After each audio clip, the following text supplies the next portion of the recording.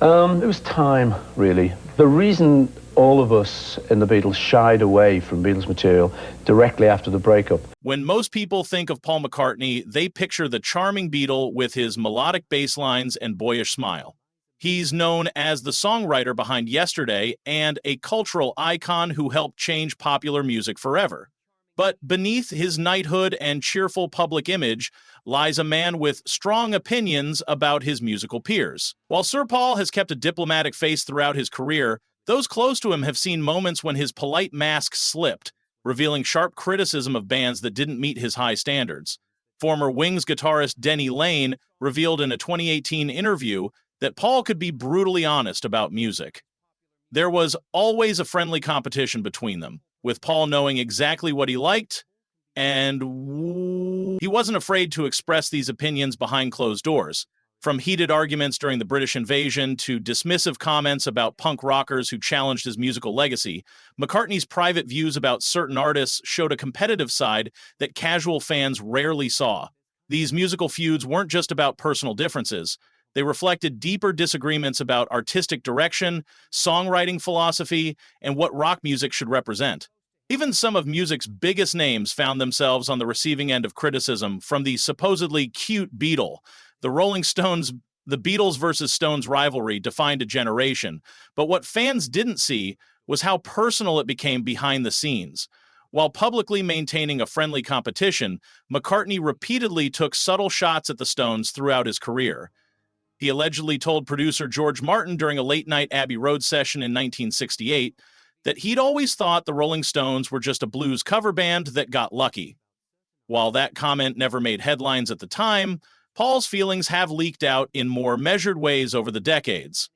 In a 2021 New Yorker interview, McCartney couldn't help himself, saying he wasn't sure he should say it, but the Stones were sort of a blues cover band. He thought the Beatles' net was cast wider than theirs. Mick Jagger quickly fired back, calling the Beatles a four-piece band with one drummer, while joking about the Stones still filling stadiums. The root of Paul's dislike seemed to stem from what he saw as the Stones' derivative nature. Former Apple Records executive Peter Brown revealed that Paul always felt the Stones were following in their footsteps, releasing similar album concepts months after the Beatles had already broken that ground. Even more telling was McCartney's reaction when John Lennon briefly considered producing a Stones album in 1969. According to studio engineer Jeff Emmerich, Paul was visibly irritated, questioning why John would waste his talents on them when the Beatles had their own projects needing attention. While McCartney has occasionally praised specific Stones songs, the underlying competitive tension has never fully disappeared. When Rolling Stone magazine asked about the rivalry in 2016, Paul's diplomatic answer still carried an edge. They are a great band, but they're just not the Beatles, are they? The Sex Pistols. If there's one musical movement that got under Paul McCartney's skin, it was punk rock. No band embodied that rebellion more than the Sex Pistols. When the anarchic foursome emerged in 1976 with their raw, aggressive sound and anti-establishment message, McCartney was reportedly furious about their deliberate rejection of everything he helped build. Linda McCartney's brother John Eastman revealed in a rare 2003 interview that Paul considered their music an assault on his ears. He couldn't understand why anyone would celebrate not being able to play their instruments properly. The feeling was mutual. When the Sex Pistols' God Save the Queen climbed the charts during the same week McCartney's Mull of Kintyre was riding high, Johnny Rotten publicly dismissed Paul as a dinosaur, representing everything punk stood against. What truly infuriated McCartney wasn't just their musical approach, but their direct attacks on his legacy. According to Wings drummer Denny Saywell, Paul was particularly wounded when he heard the Pistols were using Beatles posters for target practice during rehearsals. He tried to laugh it off, but you could tell it bothered him deeply. The tension peaked when both acts found themselves recording in adjacent studios at London's Air facility in early 1977. Studio manager Dave Harris remembered that Paul made a friendly gesture to introduce himself, and apparently Sid Vicious muttered something about establishment sellouts. McCartney turned on his heel and never acknowledged them again.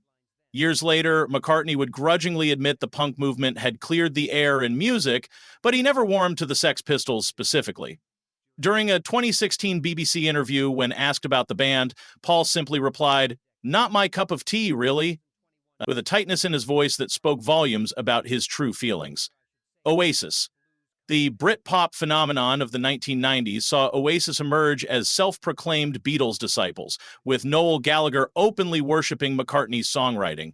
You might think this admiration would flatter Paul, but behind closed doors, it apparently had the opposite effect. McCartney's longtime publicist, Jeff Baker, revealed that Paul found their Beatles obsession tiresome and borderline insulting. He felt they were reducing his life's work to a handful of copied chords and recycled melodies. What particularly irritated McCartney was Oasis's brash attitude combined with what he perceived as derivative music. During a private dinner in 1997, Paul reportedly told George Martin that they'd got the swagger right, but where was the innovation? The Beatles never just copied their heroes, they transformed them. The tension wasn't helped by the Gallagher brothers' notorious outspokenness. When Noel claimed in a 1996 interview that Oasis was bigger than the Beatles, McCartney was furious. According to Beatles biographer Philip Norman, Paul called such comparisons ridiculous and privately dismissed the band as arrogant upstarts with half the talent and twice the ego. A particularly awkward encounter occurred at the 2000 Q Awards when both McCartney and Oasis were receiving honors. It went rue. McCartney and Oasis were receiving backstage. Liam Gallagher apparently approached Paul for an autograph, only to be met with a surprisingly cool reception. One witness described McCartney as cordial but clearly uncomfortable throughout the exchange. Over the years, Paul has softened his stance somewhat, occasionally acknowledging Oasis's impact on keeping guitar music relevant. However, those in his inner circle maintain he never quite got over what he saw as their shameless plundering of the Beatles' sound. When asked directly about Oasis in a 2018 GQ interview, McCartney offered a tellingly brief response. "Good songs. Wish they'd found their own voice." The Monkees. Few bands have drawn McCartney's quiet scorn quite like the Monkees. While the world saw them as harmless entertainment, Paul allegedly viewed them as a cynical corporate exploitation of everything the Beatles had pioneered. Beatles assistant Alistair Taylor revealed in his memoir that Paul considered them a plastic imitation. He'd change radio stations whenever their songs came on during car rides to the studio. The Monkees' manufactured origins particularly bothered McCartney, who had spent years honing his craft in Hamburg's clubs before achieving fame. During a heated discussion with Brian Epstein in 1967, Paul reportedly said they were making a mockery of what the Beatles had built. 4 actors pretending to be a band. It was insulting. So...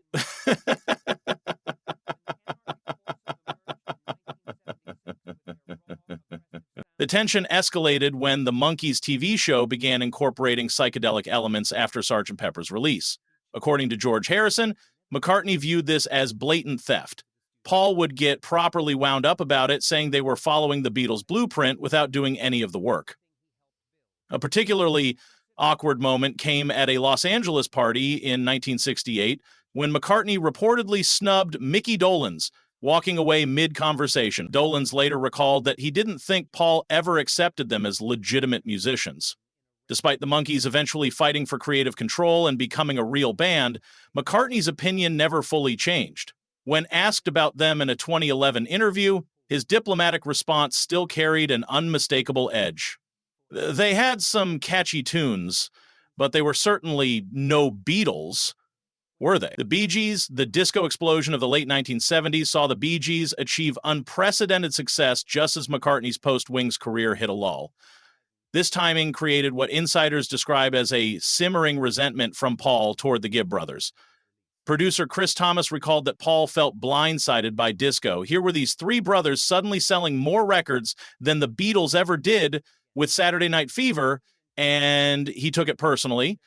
And he wrote this salad in Genesis all about how disco had turned the Beatles into the White Stripes in the Billy Graham book, and nothing else watered the boat, and, quote, he took it personally. McCartney's frustration allegedly stemmed from what he saw as the Bee Gees' transformation from Beatles sound-alikes to disco superstars.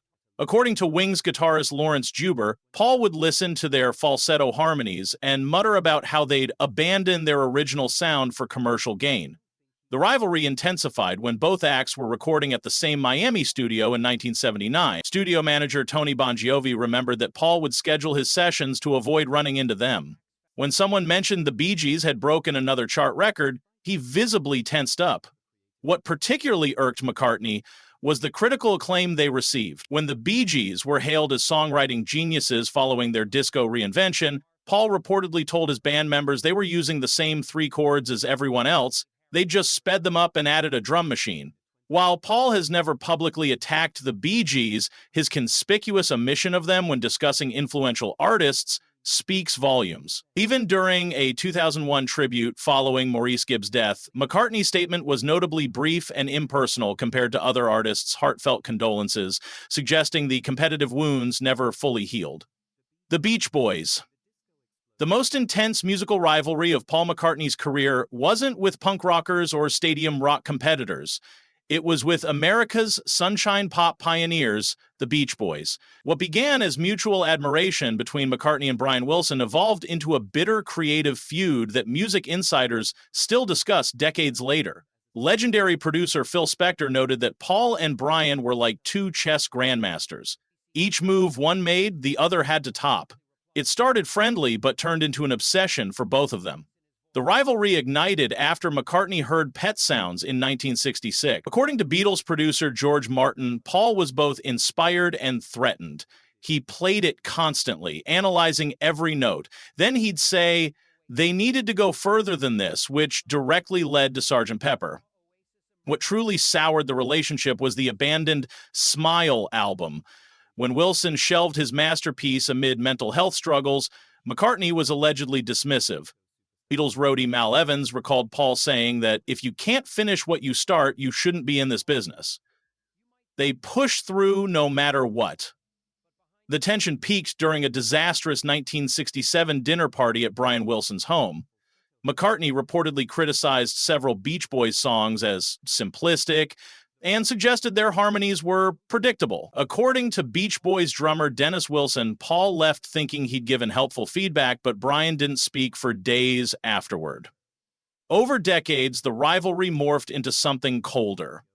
When asked about the Beach Boys' influence in a 1993 interview, McCartney conspicuously minimized their impact. They did lovely harmonies, but he thought people overstated how much they influenced the Beatles. They were already well on their way. Even in recent years, when discussing God Only Knows, a song he's called Perfect, McCartney can't resist adding qualifiers like for American pop music or of that period, revealing a competitive edge that time hasn't dulled. As Beach Boys historian David Leaf put it, Paul respects Brian's work, but he'll never fully acknowledge how much it pushed him. That would mean admitting someone else drove the Beatles' evolution.